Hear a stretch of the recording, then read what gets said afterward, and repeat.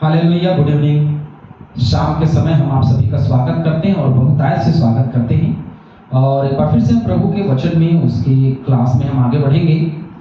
और आज इस शाम के समय प्रेरितों के काम 26 अध्याय और उसका वचन 23 से आगे हम देखेंगे।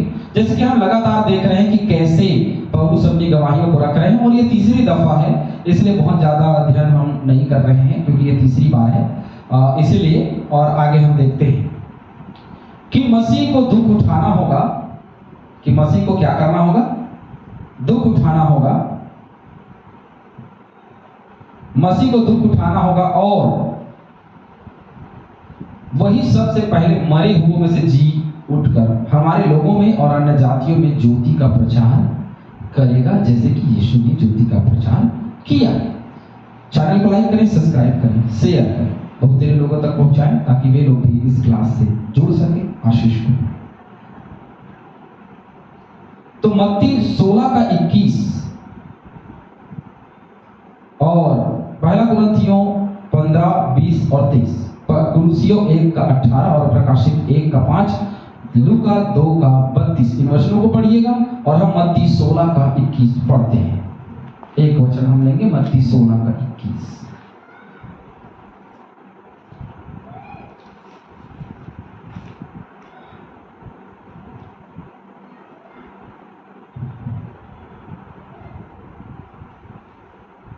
जहां लिखा है, उस समय यीशु अपने चेलों को बताने लगा कि मुझे आवश्यक है कि यरूशलेम को जाऊं और पुरनियों और महायाजकों और शास्त्रियों के हाथ से बहुत दुख उठाऊं और मार डाला जाऊं और तीसरे दिन जी उठाऊं। ये यीशु मसीह की गवाही थी अपने जी उठने को। और जैसे यहाँ मत्ती 27 अध्याय के एक आखिरी 28 अध्याय के में आते हैं, या लूका 24 अध्याय में जब जाते 23 अध्याय के बाद हम जाते हैं, तो उसका वर्णन हमको देखने को मिलता है ना, कि कैसे यीशु मसीह के साथ घटनाएं घटी, कैसे उसकी मृत्यु हुई, कैसे वो जी उठा और कैसे सारी चीजें हुई उसके विषय में, कैसे क्रूस पर से 7 माड़ी उसने कही। इन हर एक विषयों पे हम विशेष करके हम देखते हैं, है ना, और हर एक बातों को हम महसूस करते हैं कि यीशु मसीह जी उठा। अब कैसे विश्वास होगा कि यीशु जी उठा? मेरी गवाही से। लोग होते परमेश्वर के वचन से, अपने, मैं कहूंगा मेरी गवाही से। मेरी गवाही क्या है? परमेश्वर ने मुझे किन परिस्थितियों में चुना और कहां से मुझे उठाया, क्या बीमारी मेरे जीवन से ठीक हुई। मैंने कहा ना कि हमारी गवाही कैसी हो, पिछले क्लास में हमारी गवाही पौलुस जैसी होनी चाहिए, जैसे पौलुस गवाही देता था। उसने बताया कि मरे हुए में से जी उठा, जो अन्य जातियों में ज्योति का प्रचार करता है, वही यीशु मसीह, जिसके विषय में मैं बताता हूं। और इसलिए मुझे फंसाया गया, मुझे यहां लाया गया। जब वह इस रीति से उत्तर दे रहा था तो फेस्तुस ने ऊंचे शब्द से कहा, हे पौलुस, तू पागल है, बहुत विद्या ने तुझे क्या कर दिया, पागल कर दिया। इसका मतलब यह है कि इनको पता था कि पौलुस ने बहुत पढ़ा है, बहुत ज्ञान है उसके अंदर, इसलिए वो कहता तू तो पागल हो गया है, कोई मरे हुए से झूठता है क्या, कोई ज्योति का प्रचार है क्या, ये क्या है भाई। तो इसलिए वचन में लिखा है कि क्रूस की गाथा, क्रूस की जो गाथा है, ये ऐसे लोग जो मूर्ख है उनके सामने व्यर्थ है ना। क्रूस की गाथा मूर्ख लोगों के सामने व्यर्थ है, आप कुछ भी कहिए, वे लोग उसका अर्थ नहीं समझ सकते। वो लोग समझते हैं जो सचमुच में प्रभु है। यूहन्ना 10 का 20 मेरे साथ निकालिएगा।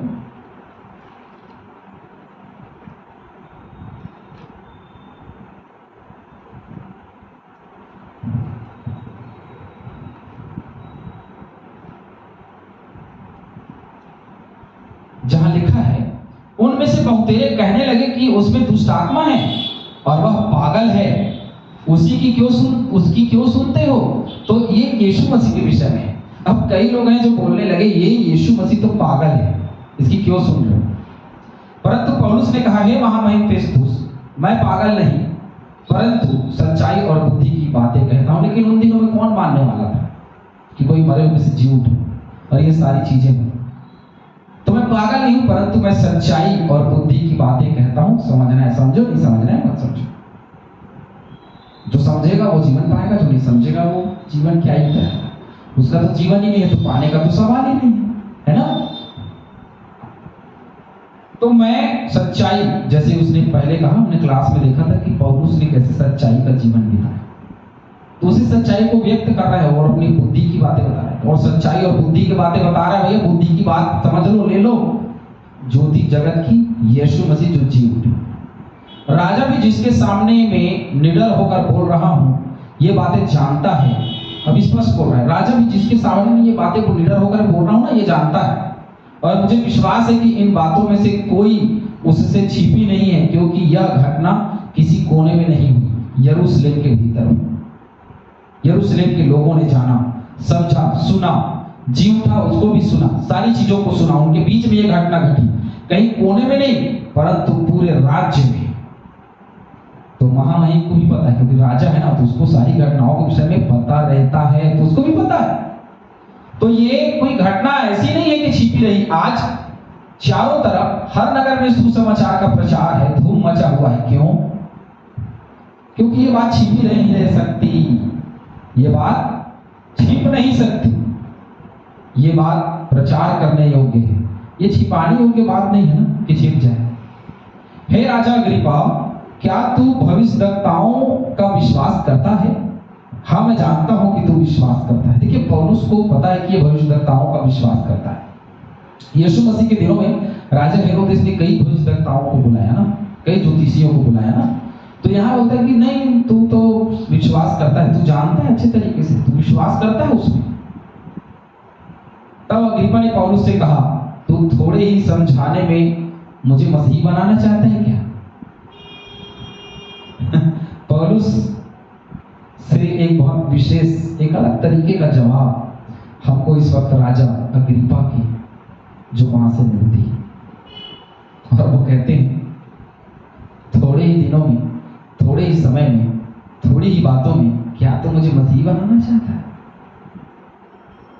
मैं और आप थोड़ी ही बातों में किसी को मसीह नहीं बना सकते। एक बुद्धिमान व्यक्ति भी नहीं समझ सकता, एक मूर्ख भी नहीं समझ सकता, क्योंकि उसके लिए लंबा समय चाहिए, लंबी प्रार्थना चाहिए, बड़ा सामर्थ्य चाहिए, बड़ी शक्ति चाहिए, बड़ा प्रचार चाहिए, पवित्र आत्मा की भरपूरी चाहिए, और वहां उस स्थान में चमत्कार चाहिए। हालेलुया, ये सच्चाई है। कई लोग होते मसीह लोग, नहीं, चिन्ह और चमत्कार नहीं, चिन्ह और चमत्कार से ही लोगों का जीवन बदलता है मेरे मित्र, नहीं तो नहीं बदलता। क्यों? मैं क्यों विश्वासी बनूंगा, या मैं क्यों बनूंगा? क्योंकि मैं अन्य जाति में से, तो मुझे समझ में आता है क्यों मैं मसीह क्यों बना।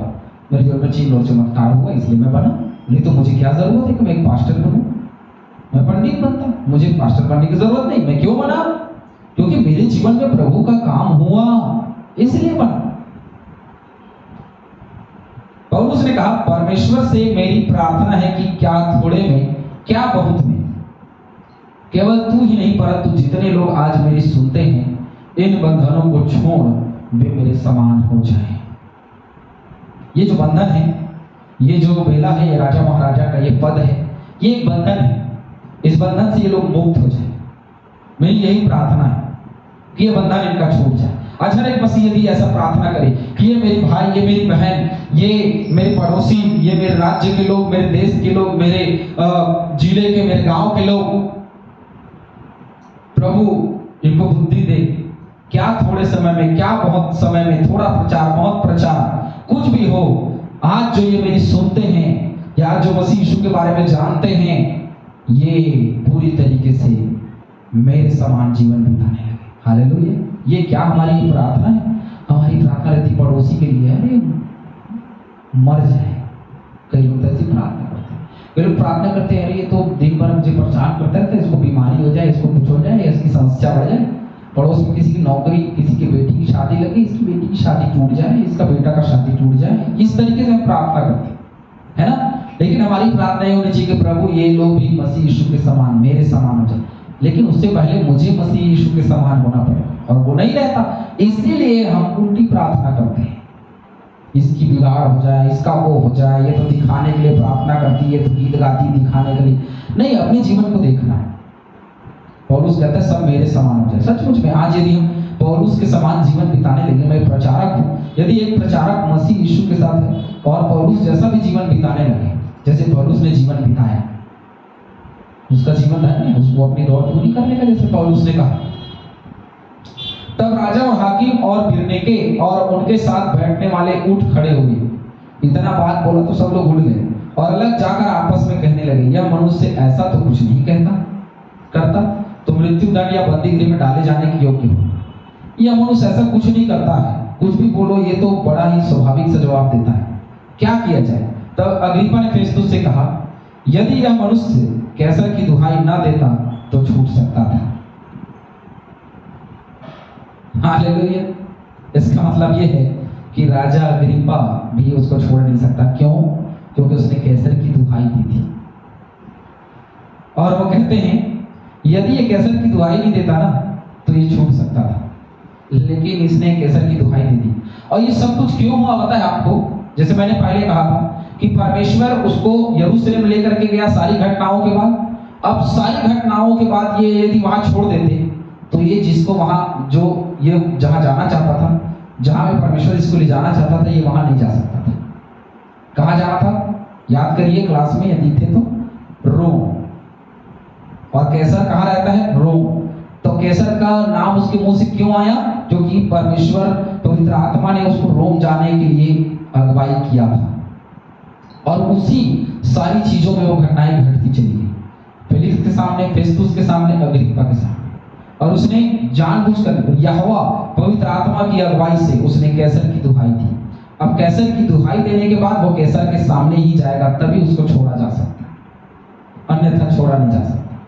और आगे की जो 27वें अध्याय में जब हम जाएंगे, 27वें 28वें अध्याय में जब हम उन घटनाओं को देखेंगे जो पौलुस के साथ में घटी, तो बड़ा मजा आएगा। अगले सप्ताह से हम उसको देखेंगे, है ना। जब अगले सप्ताह से हम जाएंगे ना तो देखेंगे बड़ी गवाही है वहां पे, बहुत भयंकर। और 27वां अध्याय हमारे लिए एक बड़ा ही अद्भुत चमत्कार है ना। एक अद्भुत बातें हैं जो पौलुस के जीवन में हुई। और 27-28 अध्याय काफी गहन की बातें हैं। बहुत जल्दी ही ये खत्म हो जाएगा और बहुत जल्दी ही हम इसको खत्म कर लेंगे। 2 अध्याय बचेगा हमारा आज के बाद। तो वो कैसर की दुहाई नहीं देता तो छूट जाता, क्योंकि पौलुस ने ऐसा कोई काम नहीं किया था जिसकी वजह से उसको बंदी बना करके रखा जाए। प्रभु आप सभी को मोहताज से आशीष दें और अपने जीवन में कभी भी ऐसा काम ना करें जिसकी वजह से हमारे ऊपर में दोष लगाया जाए और दोषी हमारे जीवन में पाया जाए। ऐसा यदि हमारा पाया जाता है तो हमारे मसीह यीशु की बदनामी होती है ना। तो इसीलिए मसीह यीशु के सम्मान को रखना है, परमेश्वर के सम्मान को रखना है, तो हम निरंतर प्रभु में बने रहें।